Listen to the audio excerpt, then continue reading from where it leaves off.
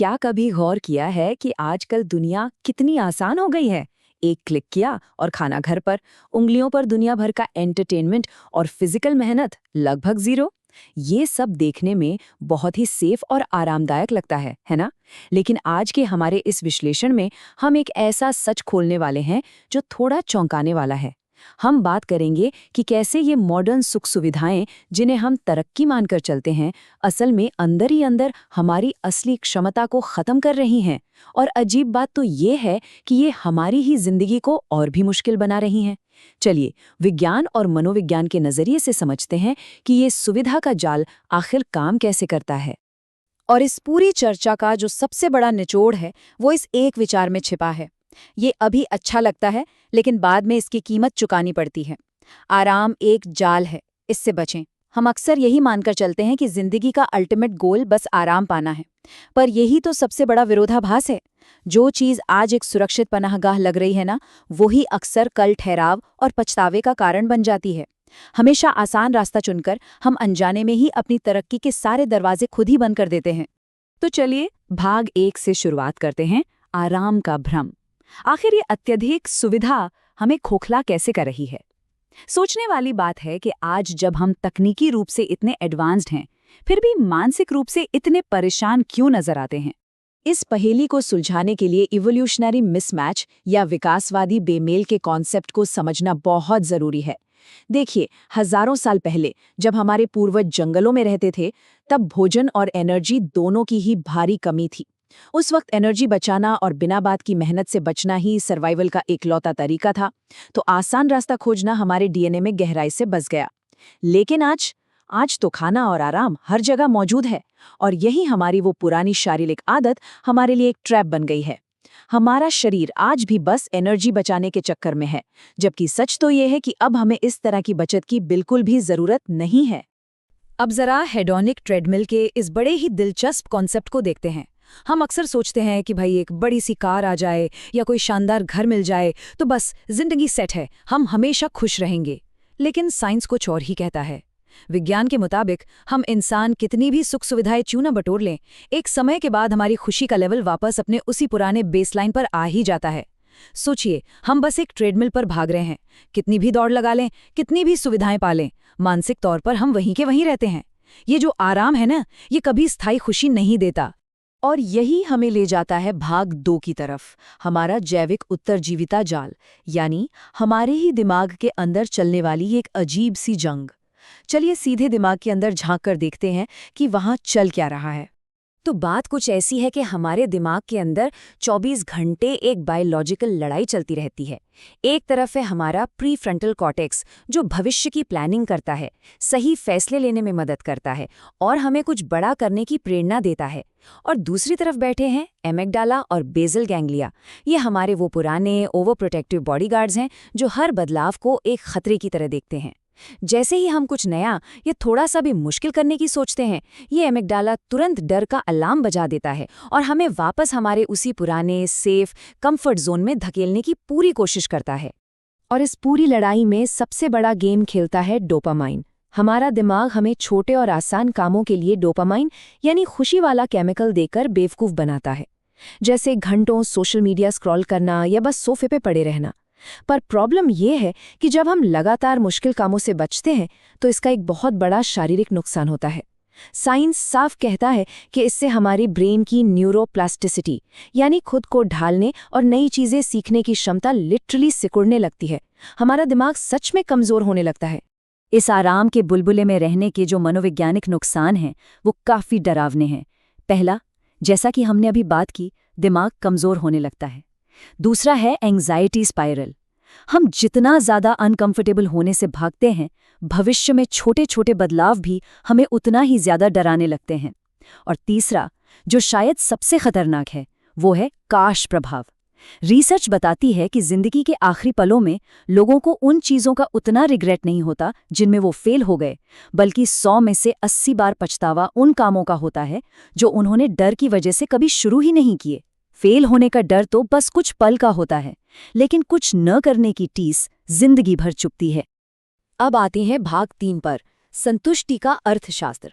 आखिर हमारा दिमाग हमारे रोजमर्रा के फैसलों के नफा नुकसान का इतना गलत हिसाब कैसे लगा लेता है?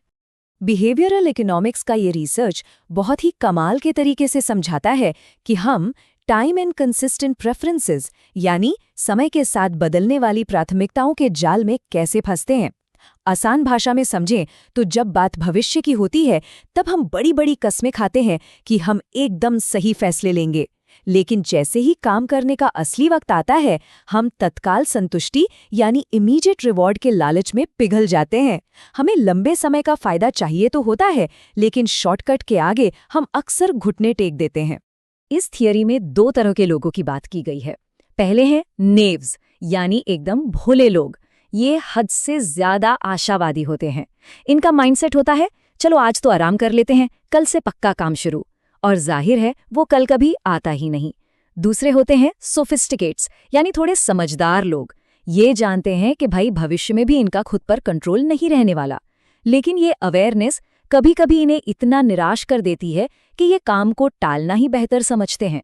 तो चाहे आंखें बंद हों या खुली, दोनों ही सूरतों में हम मुश्किल कामों को बस टालते ही चले जाते हैं।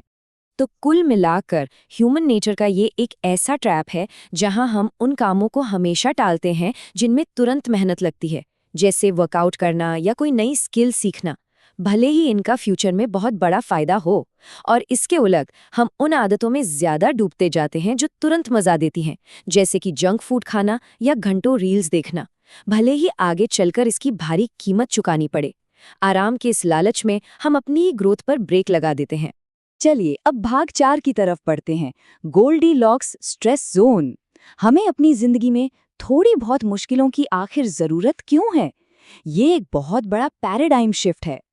मीडिया स्टडी का ये डेटा बहुत कुछ बयान करता है। अगर आप इस चार्ट को देखें तो लाइफ सेटिस्फैक्शन एक उल्टे यू आकार के कर्व की तरह दिखता है। जाहिर सी बात है, जब जिंदगी में स्ट्रेस बहुत ज्यादा होता है तो हमारी संतुष्टि कम हो जाती है। लेकिन जो चीज़ सबसे ज्यादा हैरान करती है वो ये है कि जब स्ट्रेस बिल्कुल जीरो होता है ना, तब भी लाइफ सेटिस्फैक्शन एकदम धड़ाम से नीचे गिर जाता है। जी हाँ, बिल्कुल सही सुना। जिंदगी की सबसे ज्यादा खुशी और संतुष्टि असल में बीच में मिलती है, यानी जहाँ थोड़ा बहुत एक मॉडरेट लेवल का स्ट्रेस हो। और ये पॉइंट समझना बहुत जरूरी है। स्ट्रेस के इस मिडिल ग्राउंड को हम गोल्डीलॉक्स स्ट्रेस जोन कहते हैं। मतलब ना बहुत कम ना बहुत ज्यादा, एकदम परफेक्ट। जिंदगी में थोड़ी सी चुनौती, थोड़ा सा तनाव असल में हमारे लिए एक तरह के वैक्सीन का काम करता है, जिसे स्ट्रेस इनॉक्यूलेशन कहते हैं। ये हमें अंदर से मजबूत बनाता है ताकि जब लाइफ में कोई बड़ा और ना टाला जा सकने वाला संकट आए तो हम बिखरे नहीं। इसके बिना यानी एकदम जीरो स्ट्रेस वाली जिंदगी हमें सिर्फ मानसिक ठहराव और उदासी की तरफ ले जाती है। तो फिर रास्ता क्या है? यही हम भाग 5 में देखेंगे, कंफर्ट जोन से बाहर निकलना। अपनी मर्जी से कठिनाइयां चुनने की क्या रणनीतियां हो सकती हैं और हम सुविधा के इस चक्र को कैसे तोड़ सकते हैं। अगर हम प्राचीन स्टोइक फिलॉसफी को देखें तो उन्होंने कंट्रोल के बंटवारे यानी हमारे हाथ में क्या है और क्या नहीं, इस पर बहुत बात की है। जरा सोचिए, फ्लाइट लेट होने पर या मौसम खराब होने पर एक आम इंसान कैसे रिएक्ट करता है? वो गुस्सा करता है, चिल्लाता है, अपना मूड खराब कर लेता है। लेकिन एक स्टोइक क्या करेगा? वो शांति से कोई किताब निकाल के पढ़ने लगेगा या बस एक कोट पहन लेगा। पॉइंट ये है कि हमारा पहला बायोलॉजिकल रिएक्शन जैसे कि गुस्सा या डर हमारे कंट्रोल में नहीं होता, लेकिन उस फीलिंग के बाद हम क्या एक्शन लेते हैं ये 100% हमारी चॉइस है। बस इस छोटे से फर्क को समझकर हम अपनी कितनी सारी एनर्जी बर्बाद होने से बचा सकते हैं। इसी से जुड़ा एक बहुत ही पावरफुल कॉन्सेप्ट है अमोर फती, जिसका मतलब है अपने भाग्य से प्यार करना। बाधा रास्ते में नहीं है, बल्कि बाधा ही रास्ता है। जब कोई प्रॉब्लम आती है तो हम ये रोना नहीं रोते कि यार मेरे साथ ही ऐसा क्यों होता है। इसके बजाय हम सोचते हैं चलो ये भी ठीक है। हम हर उस रुकावट को एक फ्यूल की तरह इस्तेमाल करते हैं। रोजमर्रा की जो छोटी छोटी मुश्किलें और परेशानियां हैं वो अब कोई बैरियर नहीं है, बल्कि वो हमारे दिमाग को और ज्यादा सॉलिड बनाने की ट्रेनिंग है। और मॉडर्न साइकोलॉजी भी हमें इसके लिए कुछ बहुत ही प्रैक्टिकल स्टेप्स देती है। सबसे पहला, बिना जज किए अपने डर को एक्सेप्ट कीजिए। समझ लीजिए कि ये बस आपका दिमाग है जो आपको प्रोटेक्ट करने की कोशिश कर रहा है। दूसरा है 5% का नियम। रातों रात पहाड़ तोड़ने की जरूरत नहीं है, बस रोज कुछ ऐसा कीजिए जो आपको सिर्फ 5% अनकंफर्टेबल फील कराए, जैसे किसी अजनबी से बात कर लेना या ठंडे पानी से नहाना। तीसरा, अपनी घबराहट या एंग्जाइटी को एक्साइटमेंट का नाम दे दीजिए, क्योंकि साइंटिफिकली हमारा शरीर दोनों ही स्थितियों में लगभग एक जैसा रिएक्ट करता है। और फाइनली, सिर्फ रिजल्ट या जीत पर फोकस मत कीजिए, बल्कि इस बात को सेलिब्रेट कीजिए कि आपने हिम्मत दिखाई और कोशिश की।